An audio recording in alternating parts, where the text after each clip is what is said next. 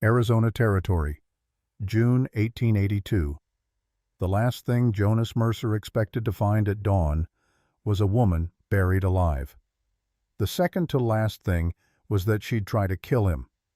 The shovel bit into hard pan earth with a sound like breaking teeth.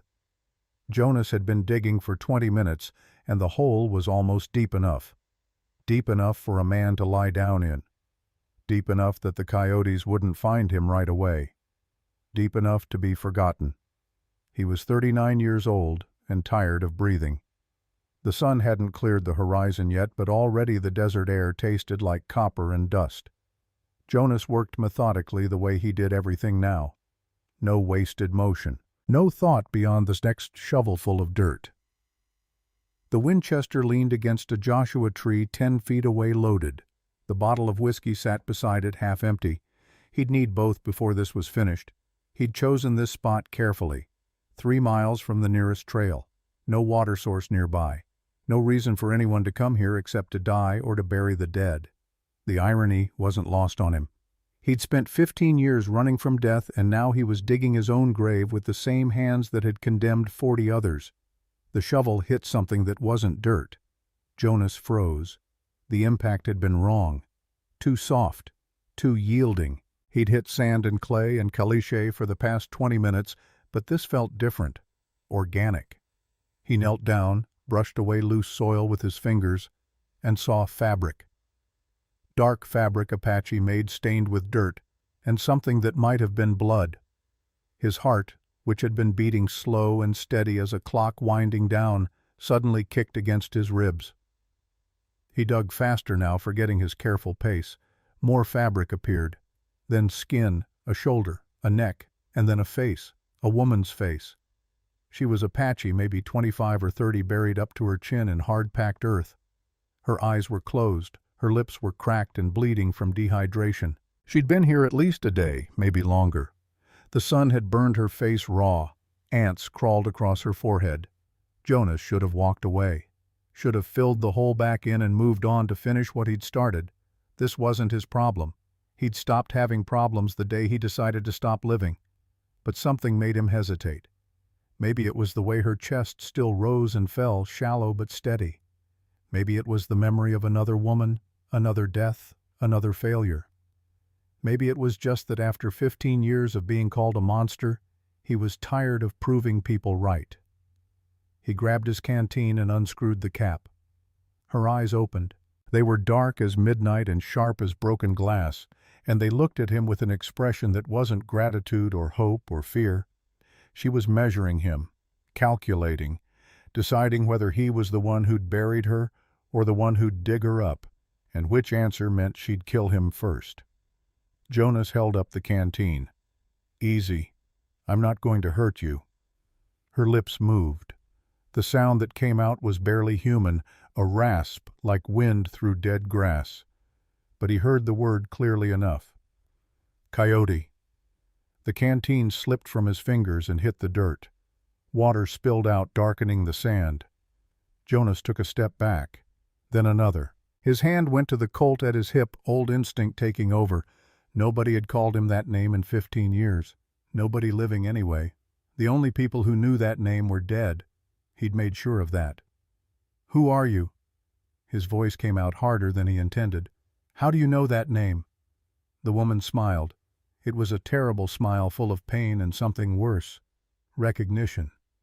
"I know because I saw you. Fort Defiance, winter 1867. You brought 40 of my people in chains. I was 13 years old. I watched from the rocks while you sold us like cattle." The desert tilted sideways.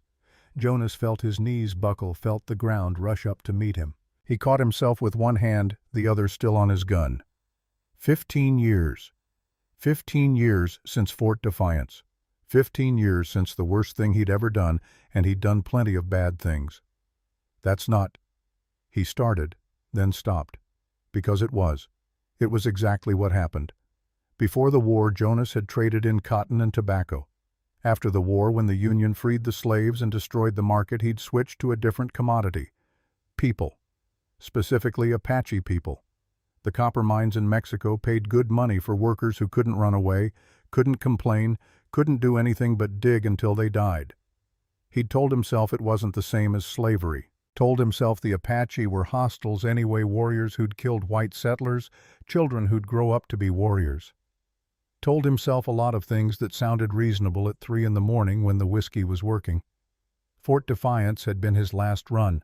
40 Apache men, women, and children captured over 3 months. He'd brought them in on a cold December morning, ready to make the exchange with his Mexican contacts.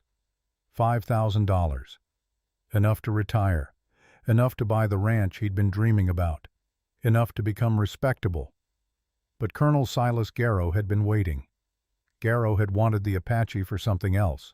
Some new policy from Washington about resettlement and civilization and manifest destiny. He'd ordered Jonas to hand over the prisoners. Jonas had refused. The Apache were his property, his investment, his ticket out of a life he was starting to hate. So Garrow had taken them anyway. And then, to make sure Jonas couldn't complain to anyone who might care, Garrow had ordered his men to execute all 40 prisoners, right there in the fort courtyard, 1 bullet each, efficient, professional, over in 10 minutes. Then Garrow had spread the story that Jonas Mercer, the Apache hunter called Coyote, had murdered 40 peaceful Indians in cold blood. Wanted posters went up from Santa Fe to Tucson. Jonas had run, changed his name, disappeared into the desert. For 15 years he'd been a ghost, and now this woman knew. This woman who'd been 13 years old and hiding in the rocks. This woman who'd seen everything. "Why didn't you scream?" Jonas heard himself ask. "Why didn't you tell someone I was innocent?" The woman's smile widened. "Because you weren't innocent. You brought us there. You put chains on children. You sold human beings. The fact that Garrow killed us instead of you doesn't make you innocent. It just makes you lucky." She was right. Jonas had known she was right for 15 years, but hearing it said out loud felt like being shot. A clean wound, straight through, nothing but truth and pain. He should leave her here, should fill in the hole and walk away. She hated him. She'd probably try to kill him the second he set her free, and he was already planning to die today anyway, so what difference did it make? But his hands were already digging. He worked fast, scooping dirt away from her shoulders, her chest, her waist. Someone had buried her, carefully positioned her upright so the weight of the earth would keep her from moving. Her arms were bound behind her back with rawhide cord. Her legs were tied at the ankles. This wasn't an execution. This was torture. Someone had wanted her to die slowly, to have time to think about it, to feel the sun cooking her alive inch by inch. When he finally pulled her free, she collapsed against him. Just for a second, just long enough for him to feel how light she was, how close to death. Then she shoved away, stumbling but staying upright through sheer will. Jonas cut the cords on her wrists and ankles with his knife. She didn't thank him, didn't speak, just stood there swaying, staring at him with those dark eyes that saw too much. "Who did this to you?" he asked. "The same man who killed my people at Fort Defiance. The same man who's planning to kill 600 more in 3 days. The same man who made you a monster." "Garrow," she nodded. "I've been hunting him for 15 years, getting close, learning his secrets.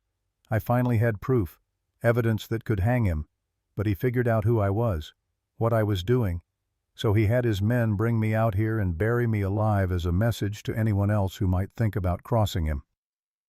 Jonas looked at the hole he'd been digging. His grave, her grave. Maybe they were the same thing. Maybe they'd both been dead for 15 years and just didn't know it yet. "I have horses," he said. "Water, food. I can get you to a settlement." "I don't need a settlement. I need you." "For what?" She took a step closer. Even dying of thirst, even brutalized and buried, she moved like a knife. "I need you to help me stop Garrow. I need you to help me save my people. And in exchange I'll give you something you've been looking for since Fort Defiance." "What's that?" "A reason not to dig that hole." The sound of horses cut through the morning air, multiple riders coming fast from the east. Jonas spun, hand-dropping to his colt. The woman grabbed his arm. "Garrow's men. They're coming to make sure I'm dead." "How many?" 5, maybe 6. All professional killers. Jonas did the math. 6 guns against 1, and he hadn't fired a weapon in anger in 2 years. The Winchester was 10 feet away. The woman could barely stand. The horses were another 30 yards behind the Joshua tree. They'd never make it. But when he looked at her, she wasn't afraid. She was smiling again, that same terrible smile. "What's your name?" he asked. "Dakota. My friends call me Coda. You can call me the woman who's about to save your life." "I wasn't planning on living." "I know. I could see it in your eyes. But plans change." The riders crested the ridge, 5 of them spread out in a line. They weren't soldiers. Soldiers rode in formation. These men rode like wolves, loose and dangerous and utterly confident. They saw Jonas immediately, saw the woman, saw the whole. The lead rider, a thick-necked man with a scar bisecting his left eyebrow, reined in his horse 20 yards out. The others fanned wider, creating a crossfire kill zone. "Well now," Scar said. His voice carried easy across the distance, friendly almost. "Looks like somebody dug up our package. That's unfortunate. We went to a lot of trouble burying that particular item." Jonas said nothing. His hand stayed loose by his gun, but he didn't draw. Not yet. 6 against 1 meant you had to be smart, had to wait for the right moment. "You got a name, friend?" Scar asked. "Just passing through." "Passing through." "Right. In the middle of nowhere, 3 miles from the nearest trail, standing next to a woman we left for dead." Scar shook his head. "You know what I think? I think you're either very unlucky or very stupid. Maybe both." Coda spoke up, her voice stronger now. "He's neither. He's Coyote." The effect was immediate. Every rider tensed, hands dropped to weapons. Scar's friendly expression vanished like smoke. "That's a lie. Coyote's dead, been dead for years." "Then who do you think is standing in front of you?" Scar studied Jonas with new eyes, looking for something, finding it. "Sweet Jesus, it is you. Colonel Garrow's been looking for you for 15 years. There's still a price on your head. $5,000 dead or alive." "It's always dead or alive with you people," Jonas said. "But it's never really alive, is it?" "Not today, it isn't." The shooting started before Scar finished the sentence. Jonas drew and fired in one motion, old muscle memory taking over. The Colt bucked 3 times, 3 sharp cracks that echoed off the rocks. 2 riders went down immediately. The third took a round in the shoulder and spun out of the saddle. But 3 down meant 3 still shooting, and bullets were already kicking up dirt around Jonas's feet, spanging off rocks, filling the air with the high-pitched whine of near misses. He dove left, rolled, came up firing again. The Winchester was too far. The horses were too far. Everything was too far, except the woman, and she was already moving. Coda hit the ground, rolled toward the discarded shovel, came up with it in both hands. She threw it like a spear, straight and hard, and caught one of the riders square in the chest. The man tumbled backward off his horse with a scream. That left 2, Scar and 1 other. They'd pulled back, taken cover behind a low ridge of rocks. Smart. Professional. This wasn't their first ambush. Jonas checked his Colt. 2 rounds left. He had more ammunition in his saddlebags, but the saddlebags were with the horses, and the horses might as well be in California. "Can you ride?" he asked Coda. "Can you shoot?" "I just did." "Then yes, I can ride." One of the downed riders had a horse standing nearby, reins dragging. Coda went for it low and fast, moving like smoke. Jonas provided covering fire his last 2 rounds, forcing Scar and his partner to keep their heads down. The Colt clicked empty. Jonas dropped it and ran for the Winchester. Bullets chewed up the ground behind him, ahead of him, all around him. He felt one tug at his coat sleeve, felt another burn a line across his ribs. Then his hand closed around the rifle stock, and he was rolling, levering a round into the chamber, firing blind. The Winchester held 8 rounds. He used 4, getting to the horse. Coda was already mounted, reaching down. Jonas grabbed her hand, swung up behind her. She kicked the horse hard, and they were moving galloping west toward broken country where riders couldn't follow in a straight line. Behind them, Scar's voice carried on the wind. "Garrow's going to hear about this Coyote." You and that squaw are dead. You hear me, dead." But they were already gone, racing toward the horizon with the sun climbing behind them and the desert opening up ahead like a door to somewhere else. Somewhere Jonas hadn't planned on seeing again. Somewhere called tomorrow. They rode hard for 30 minutes before Coda pulled up in a narrow canyon walls of red stone rising sheer on both sides. The horse was lathered and blowing, but it would live. Jonas slid down, checking his ribs where the bullet had creased him. Shallow. Painful, but he'd live too. Coda dismounted more carefully, her movements stiff. The burial had taken more out of her than she wanted to admit. "Thank you," she said, "for digging me up, for fighting." "Don't thank me yet. Those men will be back, probably with more, and I'm out of ammunition. I know where we can get more. Weapons, horses, everything we need." "Where?" She looked at him for a long moment. Then she said the thing that changed everything. "Fort Defiance." Jonas felt the words hit him like a fist. "That fort's been abandoned for 10 years. The fort, yes, but there's something underneath it, something Garrow's been using, something I found 3 weeks ago before he caught me." She paused. "Something that explains why your family died." The world stopped. Just froze solid, all the heat and motion and life draining out of it until there was nothing but Coda's voice and the word family hanging in the air like a gunshot echo. "What did you say?" "Your wife, Sarah Mercer, your son. I know what happened to them. I know why they died. And I know who killed them." Jonas grabbed her shoulders, not rough but not gentle either. "Tell me." "Not here, not now. When we get to the fort. When I show you what Garrow's been hiding. When you understand what we're really fighting. Tell me now, or I leave you here." Coda met his eyes without flinching. "No, you won't.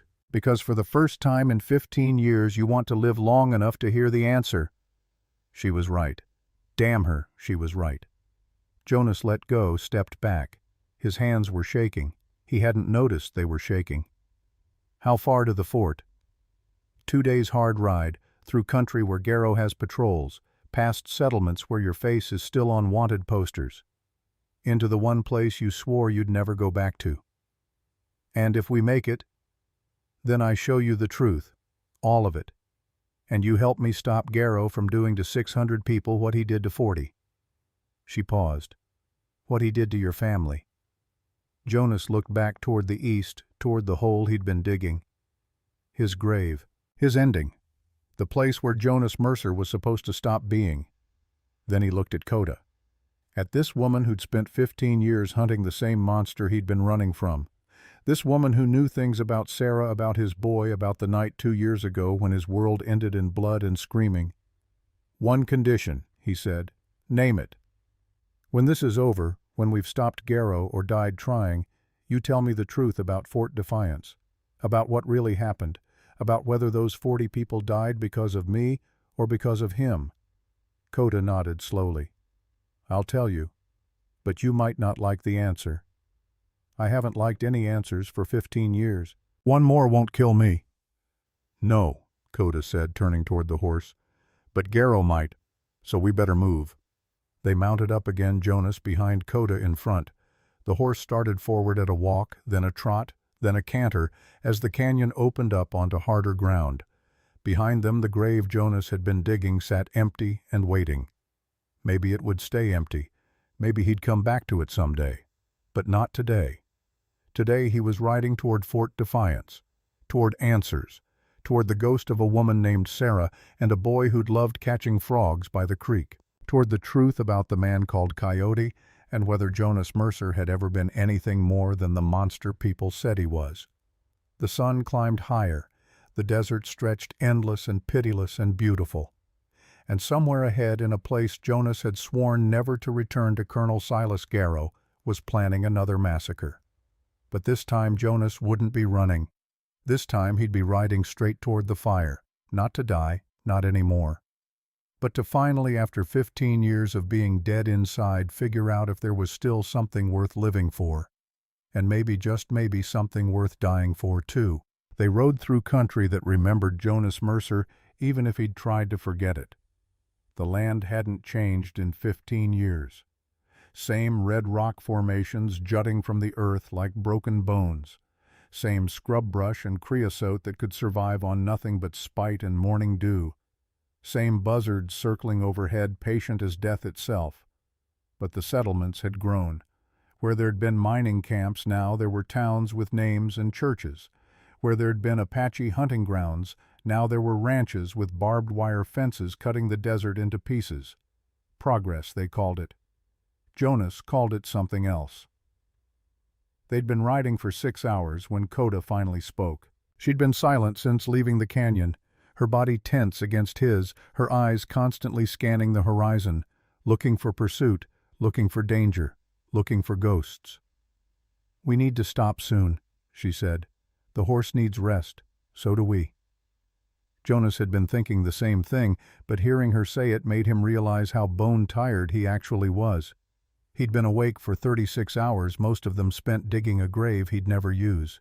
His ribs ached where the bullet had grazed him, his hands were blistered from the shovel, and somewhere deep in his chest, in that place where Hope used to live before Sarah died, something was starting to wake up that felt dangerous. "There's a mission church 3 miles north," he said. "Been abandoned since the Apache wars. Nobody goes there anymore. You know it. I know every abandoned place between here and Mexico. When you're a wanted man, you learn where the empty spaces are." Coda nodded. "Then we go there." The mission appeared as the sun started its long slide toward evening. It sat in a shallow valley hidden from the main trails by a rise of sandstone hills. The church itself was small adobe walls, crumbling wooden cross on the roof tilted at an angle that suggested it might fall any day now. The priest who'd built it had died of cholera 20 years back. The congregation had scattered. Now it was just another piece of the desert returning to dust. They dismounted in the courtyard. Jonas tied the horse to a post that looked like it might hold, then checked the building. Empty, like he remembered. Just bare walls and a dirt floor and the ghost of incense that never quite left places where people used to pray. Coda went straight to the corner and collapsed. Not gracefully, not carefully. She just folded up like someone had cut her strings and sat there breathing hard, eyes closed. "When's the last time you ate?" Jonas asked. 3 days ago, maybe 4. Hard to keep track when you're buried alive. He had jerky in his saddlebag and hardtack that was probably older than the mission. He brought both along with the canteen. Coda ate mechanically, chewing and swallowing without seeming to taste anything. Survival eating, prison eating, the kind of eating you did when food was fuel and nothing more. Jonas ate too, though his stomach felt like a clenched fist. He kept seeing that hole in the ground, kept seeing Coda buried up to her chin, kept wondering what kind of man did that to another human being. Then he remembered what kind of man he used to be, and the jerky turned to ash in his mouth. "Tell me about Boston," he said, because silence was worse. Coda looked up, surprised. "Why?" "Because you said you were 13 at Fort Defiance. That was 15 years ago, which means somewhere between watching 40 people get executed and getting buried alive, you learned to speak English like you were born to it. You learned law. You learned how to move in white society." He paused. "Someone taught you. I want to know who." For a long moment, Coda just stared at him. Then something in her face shifted. Not softening exactly, more like a door opening just a crack. Her name was Margaret Henshaw. She was a missionary's widow. After Fort Defiance, after the soldiers finished cleaning up the bodies, she found me hiding in the rocks. I was half dead from exposure. Hadn't eaten in 4 days, kept waiting for my mother to come back. Coda's voice went flat. She never did. Jonas said nothing. There was nothing to say. Margaret took me in, nursed me back to health. She said God had spared me for a reason, said I was meant to be a bridge between 2 worlds. Coda laughed, but there was no humor in it. She brought me to Boston, put me in a school for Indian girls, the kind of school where they cut your hair and forbid your language and teach you that everything you are is savage and wrong and needs to be civilized away. But you learned.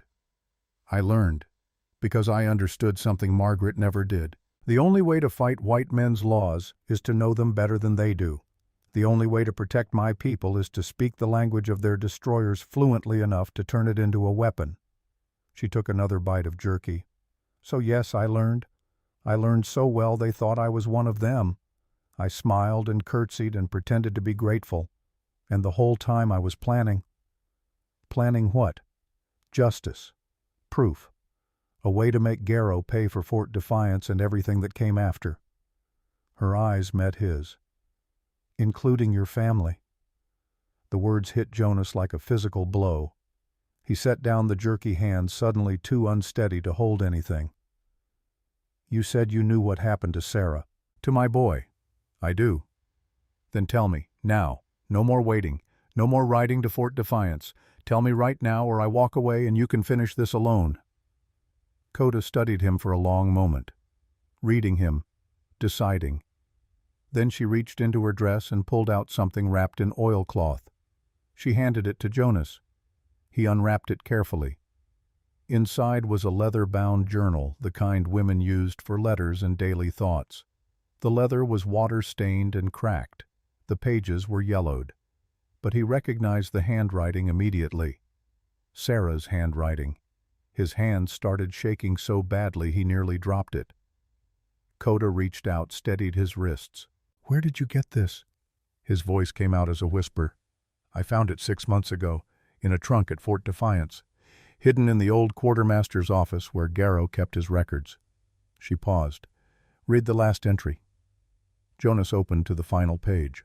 The date was written at the top in Sarah's careful script. June 14th, 1880. 2 years ago. The day she died. His vision blurred.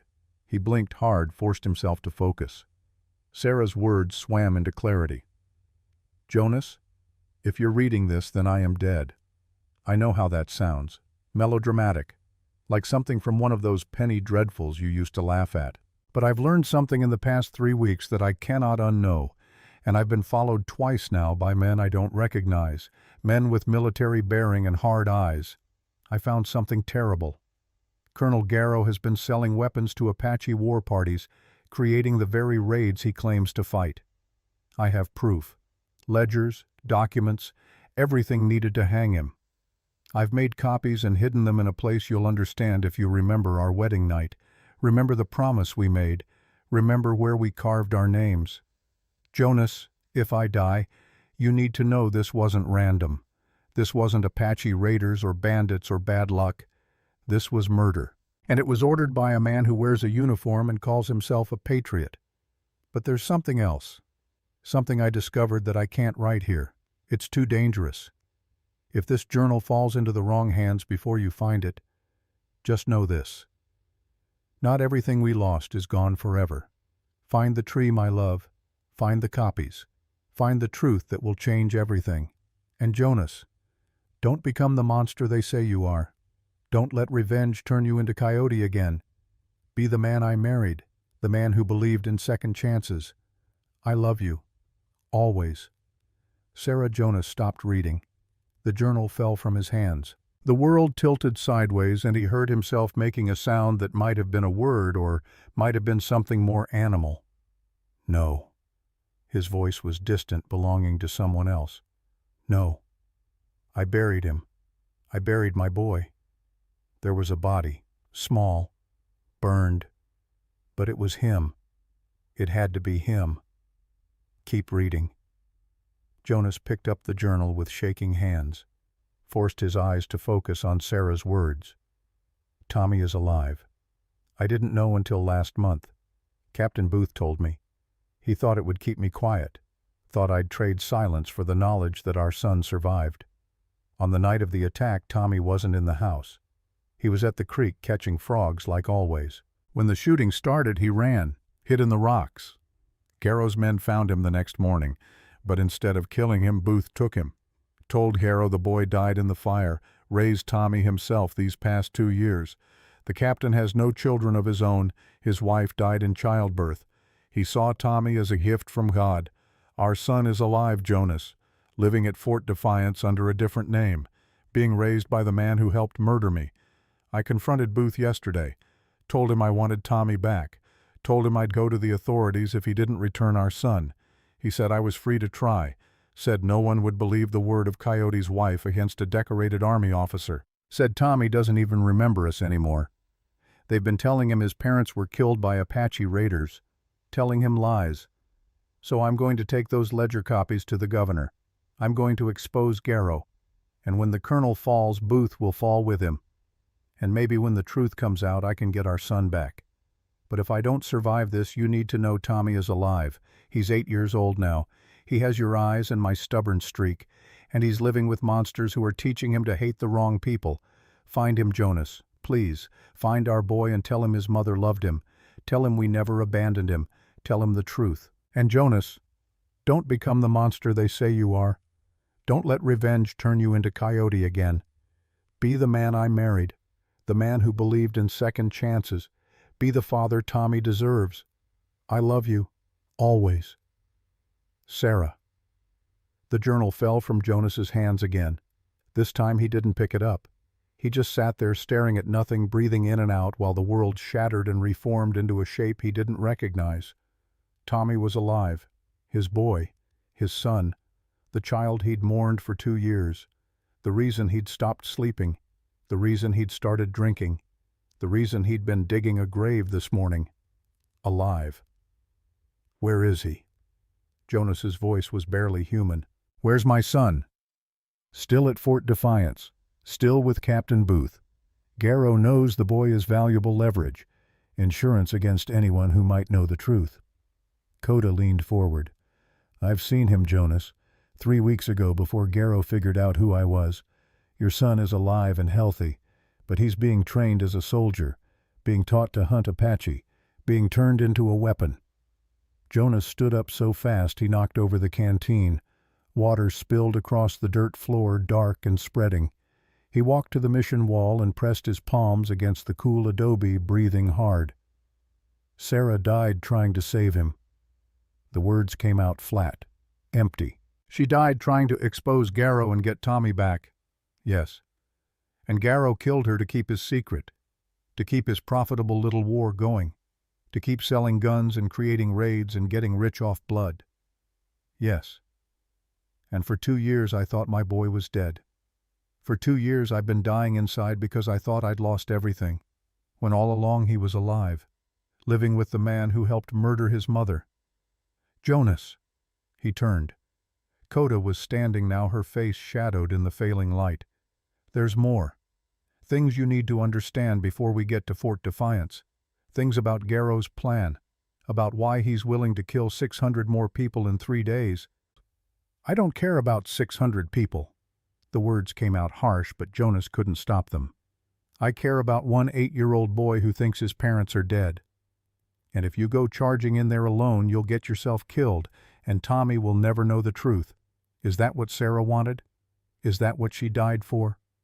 Jonas wanted to hit something, wanted to scream, wanted to mount that horse and ride straight to Fort Defiance and put a bullet in Captain Ezra Booth's head. But Coda was right. Going alone was suicide. And dying before Tommy knew the truth would mean Sarah's death meant nothing. He forced himself to breathe, to think, to be Jonas Mercer instead of Coyote. Tell me the rest. All of it. No more secrets. Coda nodded. She walked to the far wall where a crack in the adobe let in a shaft of fading sunlight. When she spoke, her voice was different. Older. Carrying weight. I told you I've been hunting Garrow for 15 years. That's true. But I wasn't just gathering evidence against him for Fort Defiance. I was gathering evidence for everything. Every crime, every murder, every stolen weapon and falsified report. Why? Because 3 years ago I made a deal with him. Jonas felt his blood run cold. What kind of deal? My father is Chief Manuelito. You know that name? Jonas nodded. Everyone in the territory knew that name.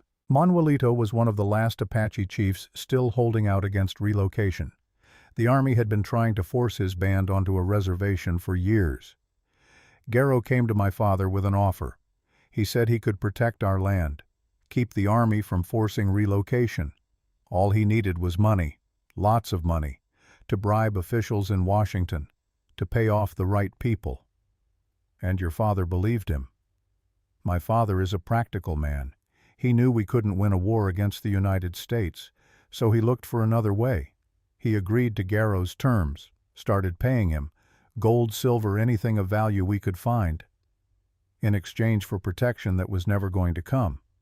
Exactly. Garrow took our money and used it to fund his weapons smuggling operation, sold guns to other Apache bands, created the very raids he claimed to be protecting us from, then used those raids to justify requesting more troops and more funding from Washington.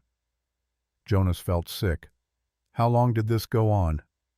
3 years. By the time I figured out what was really happening, my father had paid Garrow over $50,000, our entire tribal treasury, gone. And Garrow never had any intention of helping us. He was just bleeding us dry while setting up his endgame, which is, in 3 days, Washington is sending a delegation to meet with my father. Officially, it's to negotiate a new treaty, peaceful relocation to reservation land with fair compensation. But really, it's a trap. Garrow's been feeding false intelligence to Washington for months. Reports of Apache uprisings, stolen weapons, planned massacres. He's painted my father as a dangerous radical who can't be reasoned with. So when the delegation arrives for their peaceful negotiation, Garrow is going to stage an attack, make it look like my father's warriors ambushed the peace talks. Jonas saw it clearly, saw how it would play out. And then he has justification to wipe out your entire band. 600 people, men, women, children, elders, everyone. He'll call it self-defense, call it a necessary military action. And when it's over, when everyone's dead, the land will be opened for settlement, including the land where Garrow has discovered a silver vein worth millions. So it all comes back to money. It always does with men like him. Coda's voice was bitter.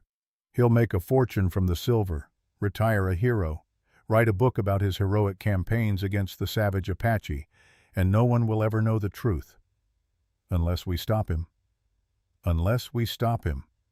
Jonas looked at Sarah's journal lying on the ground, looked at Coda standing in the dying light, looked at his own hands which had sold people into slavery and dug graves and pulled triggers, hands that had done terrible things, hands that might finally do something right. So we go to Fort Defiance, we find the evidence, we expose Garrow, and we save 600 people. He paused. And I get my son back. Yes. And you get justice for Fort Defiance. Yes. What happens after, when it's done, when Garrow's arrested or dead and the truth comes out? What happens to a man called Coyote who's been wanted for murder for 15 years? Coda met his eyes. I don't know. Maybe you hang. Maybe you get a pardon. Maybe you disappear again and spend the rest of your life running. But at least you'll know your son is safe. At least you'll know you did one good thing before you died. It wasn't much of an answer, but it was honest. And after 15 years of lies, Jonas found he preferred honesty even when it hurt. We leave at first light, he said. Agreed. They settled in for the night. Jonas gave Coda his coat to use as a blanket. She didn't argue, which told him how exhausted she really was. Within minutes she was asleep, her breathing slow and steady. Jonas sat with his back against the wall, Sarah's journal in his lap. He read it again, and then again, memorizing every word, every curve of her handwriting, the last piece of her he'd ever have. Outside, the desert night fell like a curtain. Stars appeared cold and distant and uncaring. Somewhere out there in an abandoned fort where 40 people had died for nothing, his son was sleeping. Dreaming dreams fed to him by liars, growing up thinking his parents were dead. Not anymore. Jonas closed the journal carefully, wrapped it back in the oilcloth, put it in his shirt pocket close to his heart. For 15 years he'd been running from Fort Defiance, running from the name Coyote, running from the monster he'd been. But tomorrow he'd ride straight back into that hell. Not as Coyote, not as the man who'd sold 40 people into death, but as Jonas Mercer, husband, father, The man Sarah had believed in even when he couldn't believe in himself. And if he died getting Tommy back, if he died stopping Garrow, if he died proving that Sarah's death meant something, then that was fine. At least he'd die as a man instead of a monster. At least he'd die trying to save instead of destroy. At least he'd die knowing that for once in his miserable life Jonas Mercer had chosen the right side. The stars wheeled overhead. The desert breathed in and out. And in the ruins of a mission church where people used to pray for salvation, two broken souls prepared for war. Tomorrow they'd ride to Fort Defiance. Tomorrow the ghosts would have to answer for what they'd done. Tomorrow Jonas would finally learn if redemption was possible for a man called Coyote. He closed his eyes and tried to sleep, Sarah's last words echoing in his mind. Be the man I married. Be the father Tommy deserves. He'd try. God help him, he'd try, even if it killed him. They rode out before dawn when the desert was still holding its breath between night and day. The cold bit through Jonas's coat sharp enough to wake the dead. Or maybe that's what he was now. Dead man riding toward a reckoning he should have faced 15 years ago. The horse moved steady beneath them, its breath steaming in the pre-dawn chill. Coda sat in front, her body tense despite the exhaustion Jonas knew she had to be feeling. She hadn't slept well. He'd heard her wake twice in the night, gasping like someone drowning, probably reliving the burial, probably feeling phantom dirt pressing down on her chest. He understood. Some nightmares you carried with you whether you were asleep or awake. They'd been riding for 2 hours when Coda spoke for the first time. We need to talk about what happens when we get there. I get my son. You get your evidence. We expose Garrow. It's not that simple. It never is. She was quiet for a moment. Then she said, Tommy doesn't know you. He thinks you're dead. Thinks you were a monster who got what he deserved. Captain Booth has spent 2 years making sure of that. The words hit harder than Jonas expected. He'd known it intellectually, but hearing it said out loud made it real in a way that hurt. So, what do you suggest I just leave him there? Let him keep believing lies? No, but you need to be prepared for the possibility that he won't want to come with you, that he'll see you as the enemy. He's 8 years old. 8-year-olds believe what they're told by the people they trust. And right now, Tommy trusts Captain Booth. Jonas knew she was right. Hated it, but knew it. A child's loyalty wasn't something you could argue with. It was built from daily kindnesses and bedtime stories and all the small moments that made someone feel safe. Booth had 2 years of those moments. Jonas had nothing but a dead woman's journal and a name the boy wouldn't recognize. Then I make him understand, Jonas said. I show him Sarah's journal. I tell him the truth. And if he doesn't believe you, then I keep trying until he does. Coda turned her head slightly enough that he could see her profile against the lightening sky. You sound like Sarah. She was stubborn, too. Believed truth was enough. Believed people would listen if you just explained things clearly enough. She was wrong about that. Yes, she was. Coda paused. But she was right about you. You're not Coyote anymore. Maybe you never really were. Jonas didn't answer. Didn't know how to answer. The name Coyote had been hanging around his neck like a noose for so long he'd forgotten what it felt like to be just Jonas Mercer. Man, husband, father, person who might deserve a second chance. The sun cleared the horizon, painting the desert in shades of gold and red. Beautiful country if you ignored all the ways it could kill you. Jonas had spent 15 years in this landscape, learning its moods, its dangers, its rare moments of grace. He knew which rocks held water after rain, knew which plants you could eat and which would poison you, knew how to read the sky for storms that wouldn't arrive for hours yet. He knew the desert better than he knew himself anymore. They stopped at midday to rest the horse and refill canteens at a spring Jonas remembered from his cavalry days. The water was cool and clean, filtering up through limestone that turned it sweet. Coda drank deeply, then splashed her face, washing away 2 days of desert dust. When she looked up, her face was different, younger somehow. For just a moment Jonas could see the 13-year-old girl who'd hidden in the rocks at Fort Defiance, the child who'd watched her world end and somehow survived anyway. "Can I ask you something?" he said. "You just did. Why didn't you kill me when you had the chance, when I was digging that grave? You could have let me finish, watched me put a bullet in my own head. That would have been justice, wouldn't it? For Fort Defiance." Coda sat down on a flat rock, her wet hair dripping onto her shoulders. "I thought about it. That first moment when I saw your face, when I recognized you, I thought about letting you die. But you didn't. No.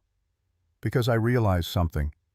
Your death wouldn't bring back the 40 people who died, wouldn't stop Garrow from killing 600 more, wouldn't save your son." She looked at him directly. "Dead, you're useless. Alive, you might actually matter. That's a practical way of looking at it. I'm a practical woman. Had to be. Idealism gets you buried alive." Jonas sat down across from her. Between them, the spring water bubbled up from stone, clear and cold and indifferent to human suffering, the way water always was. "Tell me about Margaret," he said. "The woman who took you to Boston. You said she thought God had a plan for you." "She did. Still does, probably, wherever she is now. Margaret believed everything happened for a reason, that suffering was just God's way of teaching us lessons we needed to learn." Coda's voice went flat. "I stopped believing that after about a year." "Why?" "Because I kept waiting for the lesson, kept waiting to understand why my mother had to die, why I had to watch 40 people get executed, why I had to spend 8 years pretending to be someone I wasn't, smiling at people who thought I was a curiosity, an exotic pet they'd civilized." She picked up a pebble and threw it into the spring. "There was no lesson, just pain. And the only thing that pain taught me was that the world doesn't care about justice. You have to make it care. By hunting Garrow, by proving what he is, by making his crimes so public, so undeniable, that even the people who benefit from them can't ignore the truth." She looked at Jonas. "That's why I need those ledgers. That's why Fort Defiance matters. Without proof, it's just my word against a decorated colonel, another savage making accusations against a white hero." Jonas understood. In his time, he'd seen plenty of men get away with murder because no one wanted to believe the victims. Easier to call them liars, easier to protect the powerful and sacrifice the weak. The ledgers Sarah mentioned, in her journal, the ones she copied. "Do you know where she hid them?" Coda shook her head. "She said you'd understand. Something about a wedding night. A promise, names carved somewhere." Jonas closed his eyes, felt memory wash over him like cold water. His wedding night. The promise. "Oh God, I know where they are." "Where?" "There's a cottonwood tree about a mile from Fort Defiance. Grows next to a creek where the water runs year-round. Sarah and I got married under that tree. Afterward, we carved our initials into the trunk, made a promise that we'd come back every year on our anniversary and add a new mark, a record of our life together." His voice caught. He pushed through it. "We made it back twice. 3rd year I was away on business. 4th year she was pregnant with Tommy and too sick to travel. 5th year Tommy was a baby and the Apache wars were heating up and it didn't seem safe. After that we just stopped. Life got in the way it always does. So she hid the copies there, in the tree. Probably carved out a hollow, wrapped them in oilcloth, left them for me to find." Jonas opened his eyes. She always said that tree was the one place she felt safe, the one place nothing bad could touch us. She was wrong. Yes, she was. They sat in silence for a while. The sun climbed higher, the temperature rose. In the distance, a hawk circled on thermals hunting for something small and helpless. "We should move," Coda finally said. "Fort Defiance is still 8 hours away. If we push hard, we can get there by nightfall." Jonas stood offering his hand to help her up. She took it. Her grip was strong, calloused the hand of someone who'd worked hard for everything she had. They mounted up again and rode on. The country changed as they got closer to the fort. More settlements, more evidence of the war that had raged here for decades, burned-out homesteads, abandoned military outposts, crosses marking graves no one visited anymore. The land was scarred in ways that wouldn't heal for generations. Jonas recognized landmarks he'd tried to forget. That ridge where he'd camped with a string of Apache prisoners 14 years old to 60, all of them bound and silent. That arroyo where he'd nearly died of thirst during a summer heat wave that killed 2 of his horses. That cluster of boulders where he'd hidden from a cavalry patrol that thought he was an outlaw instead of one of their scouts. Every mile brought back memories he'd buried. Every turn in the trail revealed another ghost. They were 2 hours from the fort when they saw the smoke. It rose in a thin gray column from behind a low hill, too steady to be a campfire, too controlled to be a wildfire. Someone was burning something, burning it deliberately. Coda tensed. That's coming from the direction of the fort. Could be soldiers, could be squatters, could be Garrow burning evidence. Or it could be a trap. Jonas considered that. Garrow knew Coda had escaped. Knew Jonas had helped her. Would the colonel expect them to come here? Would he bait a trap this obvious? Only one way to find out, Jonas said. They approached carefully, keeping to low ground, using every scrap of cover. The smoke grew thicker. Jonas could smell it now. Not wood smoke. Something else. Something that made his stomach turn. They crested the hill and saw Fort Defiance spread below them. The fort itself was exactly as Jonas remembered. Adobe walls surrounding a parade ground. Officers' quarters on the east side. Enlisted barracks on the west. Quartermaster's building. Armory. All of it abandoned, crumbling, returning to the desert. The gates hung open. Weeds grew between the paving stones. Windows stared blank and empty. But in the center of the parade ground someone had built a fire.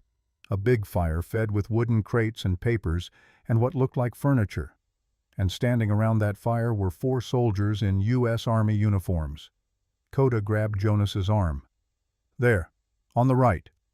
Jonas looked where she indicated. Standing slightly apart from the other soldiers was a man in a captain's uniform, tall, maybe 35, with dark hair going gray at the temples. He watched the fire with an expression Jonas couldn't read from this distance. Not satisfaction, not pleasure. Something sadder. Something that looked almost like grief. That's him, Coda whispered.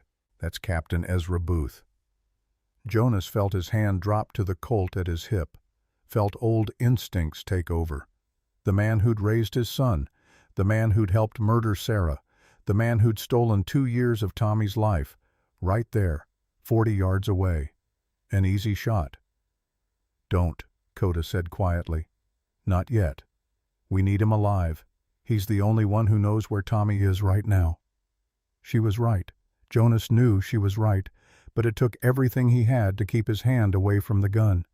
They watched as Booth gave orders to the other soldiers. The men fed more papers into the fire. Ledgers, Jonas realized. They were burning ledgers, destroying evidence. Garrow's covering his tracks, Coda said, getting rid of anything that could connect him to the weapons smuggling. But Sarah made copies.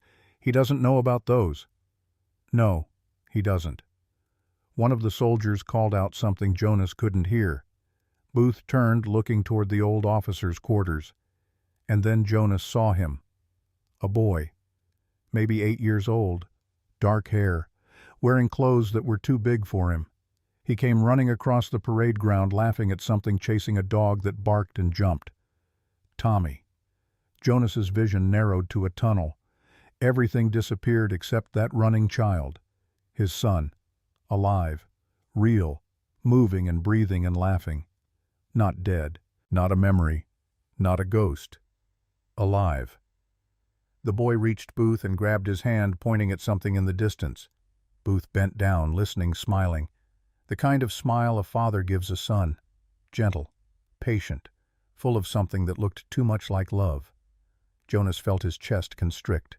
Felt something break inside him that he'd been holding together with rage and whiskey and forward motion. That should be me, he thought. I should be the one Tommy runs to. I should be the one hearing his stories and teaching him things and watching him grow. But he wasn't. Because Jonas Mercer had been too busy being Coyote. Too busy making money selling people. Too busy building a life on foundations of blood and lies. And now Captain Ezra Booth got to be the father Jonas should have been. "We need to get closer," Coda said. "Find out what they're burning. See if we can reach that cottonwood tree without being spotted." Jonas didn't answer. Couldn't answer. He was still watching Tommy. Still seeing the boy's face, which had Sarah's smile and his own stubborn jaw. Still feeling the weight of 2 lost years pressing down on him like dirt in a grave. Coda touched his arm. "Jonas, we need to move." He blinked, came back to himself, nodded. They circled wide, staying below the ridgeline, working their way toward the creek where the cottonwood tree grew. It took an hour of careful movement, but finally they reached the water. And there, exactly where Jonas remembered, stood the tree. It was bigger now. 15 years of growth had thickened the trunk and spread the branches wider. The bark was gray and deeply furrowed. And carved into that bark, weathered but still visible, were 2 sets of initials. J.M. plus S.M. Jonas and Sarah Mercer. Below it 2 more marks, one for each anniversary they'd managed to return. He knelt at the base of the tree, running his hands over the bark, looking for a hollow, looking for any sign Sarah had been here. "There," Coda said, pointing. High up, maybe 8 feet off the ground, a section of bark looked different, newer, less weathered. Jonas climbed up, finding handholds in the rough trunk. His fingers found an edge, a piece of bark that had been cut and fitted back into place. He pried it loose. Inside was a hollow space just big enough for a small oilcloth package. Jonas pulled it out carefully, opened it with shaking hands. 3 pages, ledger sheets in a neat military hand. Dates, names, amounts, weapon types, everything. All the proof they needed to hang Garrow and everyone who'd helped him. And underneath the ledgers, one more thing. A letter, addressed to Jonas in Sarah's handwriting. He unfolded it. "My love, if you're reading this, then I succeeded in hiding these papers and failed in everything else. I'm sorry. I'm sorry I couldn't be stronger, couldn't be smarter, couldn't be enough to stop what's coming. The ledgers will tell you what Garrow's done, the crimes, the murders, the profit built on blood. Use them, show them to people who still care about justice. Make my death mean something. But more important than any of that, find our son. Save Tommy. Don't let Booth turn him into a soldier. Don't let Garrow use him as a weapon. Our boy deserves better than that. Deserves better than us, maybe. But he's ours, Jonas. He's ours, and he needs his father. I know you think you're Coyote. I know you think you're a monster who doesn't deserve redemption. But I've seen who you really are. I've seen you cry when you think no one's watching. I've seen you gentle with wounded animals. I've seen you trying so hard to be better than what the world expects. You're not a monster, Jonas Mercer. You're just a man who made mistakes. And now you have a chance to make them right. Save our son. Be the father I know you can be. I love you. I always will." Sarah Jonas read it 3 times. Then he folded it carefully and put it in his pocket next to her journal. When he climbed down, Coda was watching him with an expression he couldn't quite read. "We have the evidence," she said. "Now we just need to figure out how to get Tommy away from Booth without starting a gunfight that gets everyone killed." Jonas looked back toward the fort, toward the smoke still rising from the parade ground, toward the boy who didn't know his father was alive. "I have an idea," he said, "but you're not going to like it. Tell me anyway. I'm going to walk in there, alone, unarmed, and I'm going to tell Booth the truth. Tell him I know about Sarah. Tell him I know about Tommy. Tell him I have evidence that will hang Garrow and everyone who helped him." Jonas met Coda's eyes. "And then I'm going to offer him a choice." "What choice?" "Help us bring down Garrow and keep Tommy safe, or go down with the colonel when this all comes apart." "That's insane. Booth will just arrest you, or shoot you, or both." "Maybe, but maybe not. Sarah's letter mentioned him. Said he took Tommy because his own wife died in childbirth. Said he has no children. A man like that raising another man's son, he might love that boy enough to do the right thing. Or he might love his career more. Then I die trying. But at least Tommy will know his father came for him. At least he'll know someone cared enough to try." Coda stared at him for a long moment. Then she shook her head. You really are as stubborn as Sarah said. Is that a yes? It's an acknowledgement that you're going to do this no matter what I say. She pulled a small knife from her boot. At least take this, hidden, just in case. Jonas took the knife and slid it into his boot. If this goes wrong, if they arrest me or shoot me, you take these ledgers to the territorial governor. Show him everything. Stop Garrow's plan, even if I can't get Tommy back. Jonas, promise me. I promise. But you better not die. Your son needs you, and I still need you to help me stop a massacre. I'll try my best. He checked the Colt, then carefully removed it and handed it to Coda. Took off his gun belt, removed the knife from his boot and gave that to her too, stood there unarmed and vulnerable in a way that felt both terrifying and strangely right. How do I look? He asked. Like a man about to do something incredibly stupid. Perfect. Jonas started walking toward Fort Defiance, toward Captain Ezra Booth, toward his son, toward a confrontation that would either save them all or destroy everything. The sun was setting, painting the desert in shades of blood and fire. His shadow stretched long before him, dark and distorted. Behind him, Coda watched with the ledgers clutched in her hands and a rifle ready just in case. Ahead, in the ruins of an abandoned fort where 40 people had died for nothing, an 8-year-old boy played with a dog and laughed at something only children found funny. Jonas kept walking, one step at a time, toward the truth, toward his son, toward whatever came next. The soldiers saw Jonas first.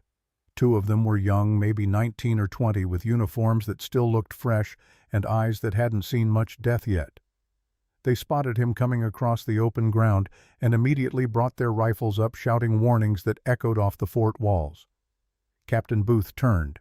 His hand went to his sidearm, but he didn't draw, just stood there watching Jonas approach with an expression that was hard to read. Not surprise exactly.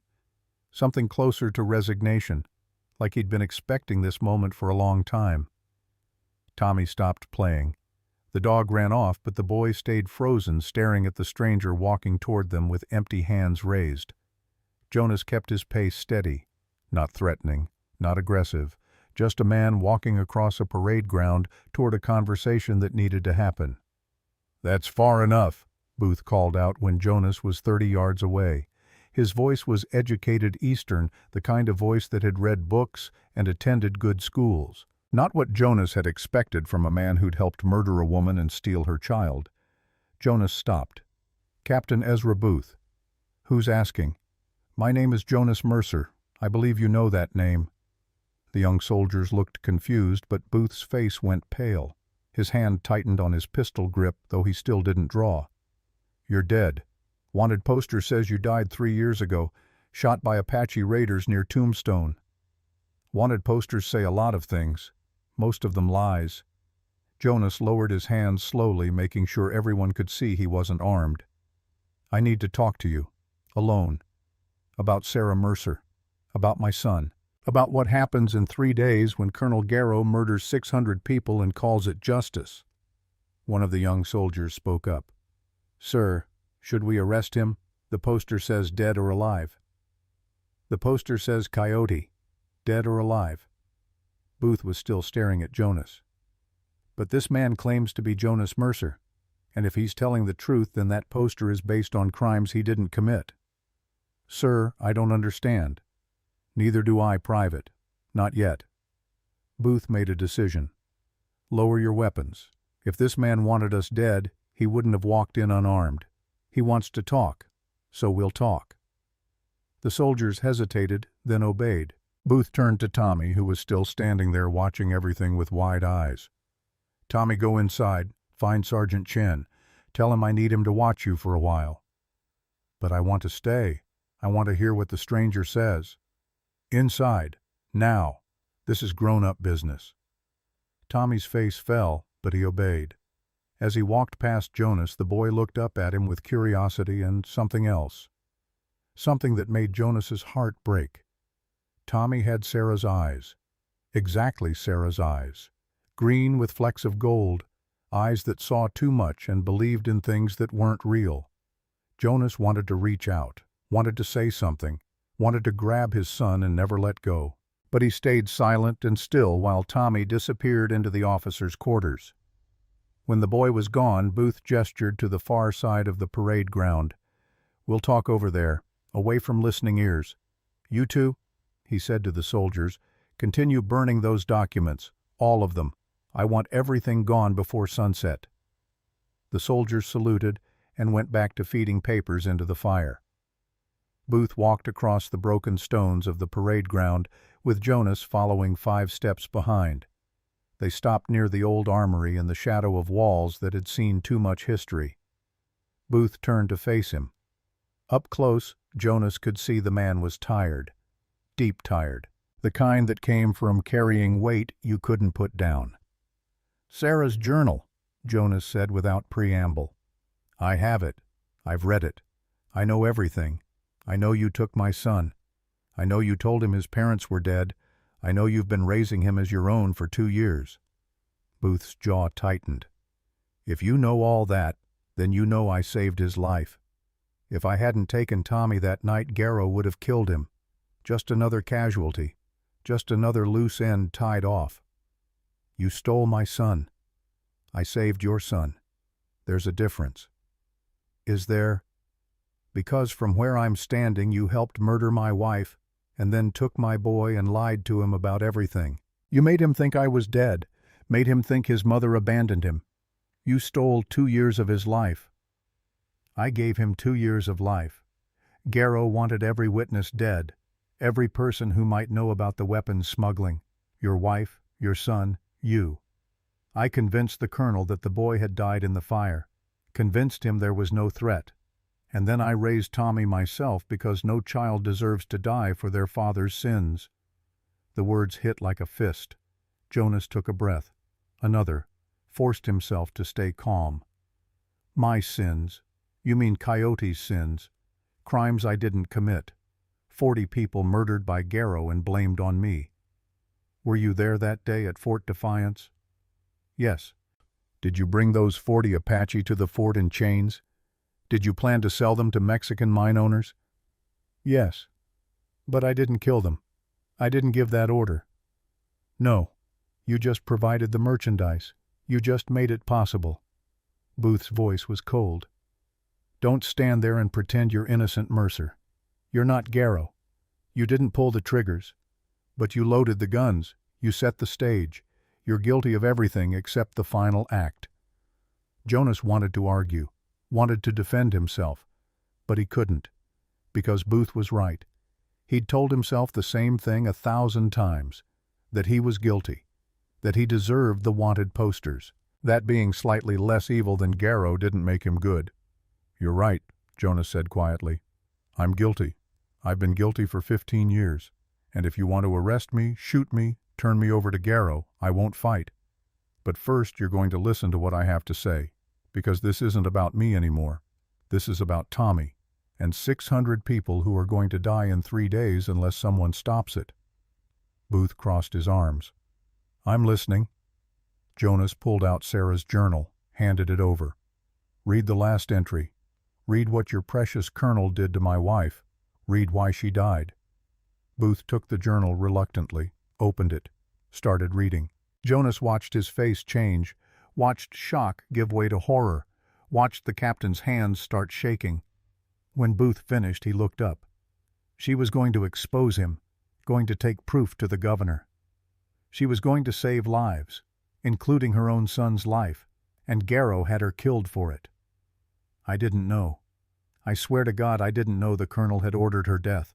He told me it was Apache raiders, told me it was random violence. I believed him. Like you believed him about the weapons smuggling, like you believed him about Fort Defiance, like you believed him about all the other lies he's been telling for years." Jonas stepped closer. "You're not stupid, Captain. You're just a coward.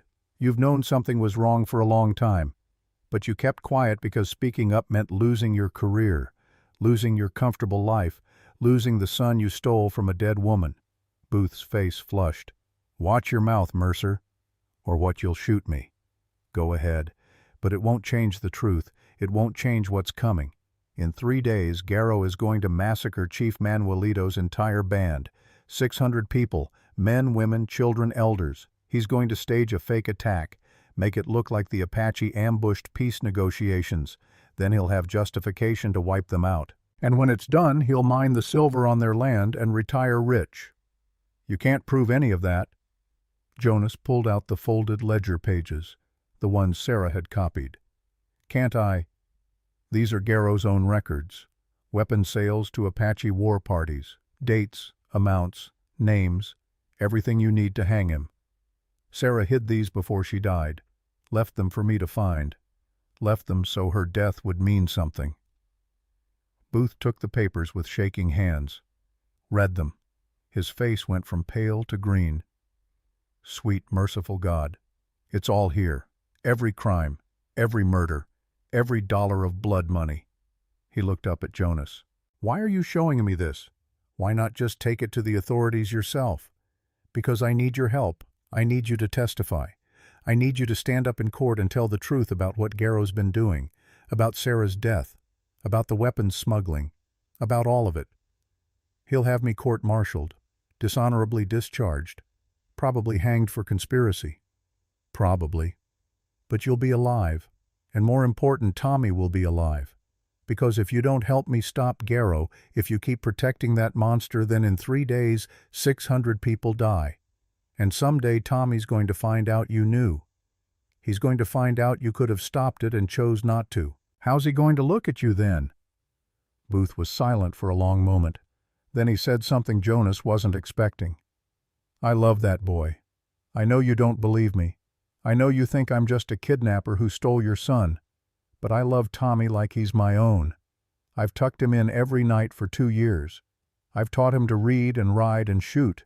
I've bandaged his scrapes and listened to his nightmares and held him when he cried for parents he couldn't remember. The captain's voice broke. My wife Elizabeth died giving birth to our daughter. They both died. I held them both as they bled out, and there was nothing I could do. Nothing. For 5 years after that I was empty, just going through motions, just waiting to die. And then this terrified little boy showed up in my life, and suddenly I had a reason to keep breathing. Jonas felt something shift in his chest. This wasn't the monster he'd expected. This was just another broken man trying to survive. I understand that, Jonas said quietly. I understand loving him. But Captain, he's not yours. He's mine, and Sarah's. And he deserves to know the truth about who his parents were, about why they died, about the fact that they loved him enough to die protecting him. The truth will destroy him. He's 8 years old. How do I tell him that the life he remembers is a lie, that his mother didn't abandon him, that his father isn't dead? How do I break his heart like that? You don't. I do, because I'm his father. And it's my job to tell him hard truths, to teach him that sometimes doing right means doing painful, to show him that lies hurt more than honesty ever could. Booth looked toward the officers' quarters where Tommy was hidden. He won't believe you. He'll think you're trying to trick him, trying to hurt me. He'll fight you. Then I'll keep trying, every day, for however long it takes, because that's what fathers do. They don't give up. They don't walk away. They stand there and take the hits and keep loving their children even when their children hate them. The captain was quiet. Then he asked, what happens to me after, when this is all over, when Garrow's arrested and the truth comes out?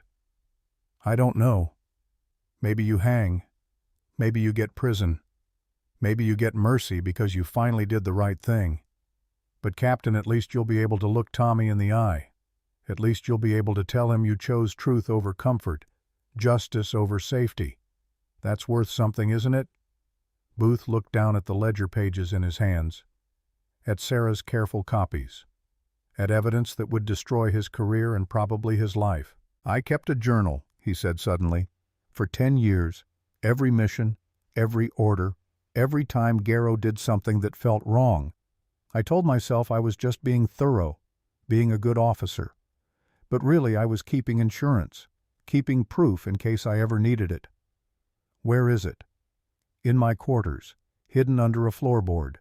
300 pages documenting every crime Garrow's committed since I've known him." Booth met Jonas's eyes.